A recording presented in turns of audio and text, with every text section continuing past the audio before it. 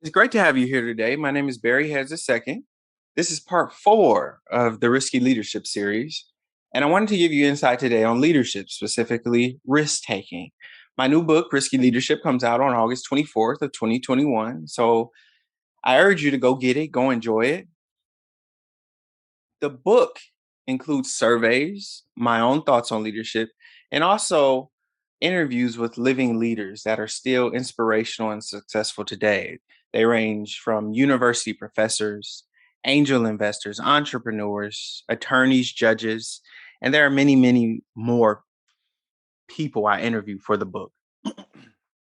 Quickly, I wanted to give you insight on the book, and I wanted to give you insight on one of the chapters that I titled Curiosity, just simply Curiosity.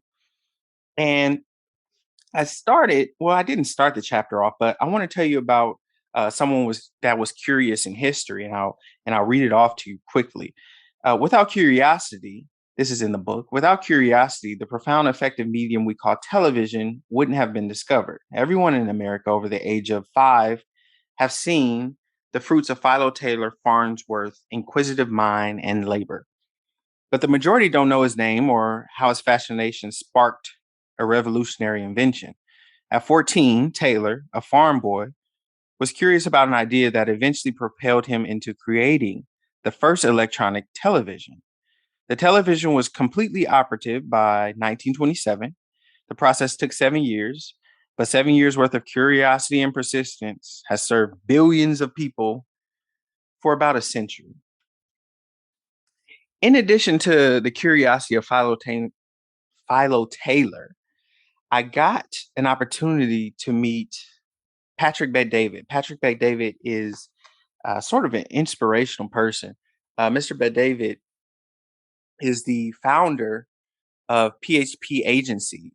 He is actually an insurance salesman. He has over 10,000 um, people or employees in his business, or he might call them agents, over 10,000. So I think he was someone great to learn from.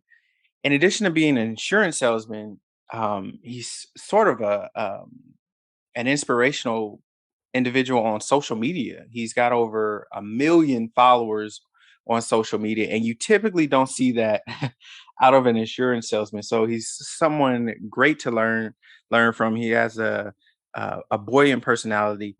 So it was a great opportunity that I had to meet him, talk to him, and sit down and discuss some ideas with him. I want to go over two questions that I asked of him, the question and answer that the back and forth we had. So I'll read off the first question I asked him, or one of the questions I asked him. I said, some of the synonyms for risk are gambler, danger, possibility, and threat. I believe every risk taken drains enthusiasm from a leader or their team. So, how does a leader know when their organization is ready for their next level of risk taking? Patrick said, if I don't take risks, I'm going out of business. The game of business is changing every day. It's so rapid, faster than ever before. So if you're too conservative with the decisions you're making, odds are that you won't be around for a long time. Not today, later on maybe, but not today. The second question I asked Patrick was, what type of risk would you tell a leader to avoid taking? Risk we should avoid taking. And he said, risk in areas you're not an expert in. He said, I once invested into a clothing brand. It was a high end clothing brand, and I knew nothing about it. I bought 60% of the company, and I ended up losing 100% of the company. He said, now I keep those clothes in my closet to remind me of that decision. So, it was a great opportunity to speak with Patrick Bet David. He left me with a lot of wisdom. You'll be able to find all of that and more in my book, Risky Leadership. So, go check it out, get it, and like I always say, enjoy. Take care.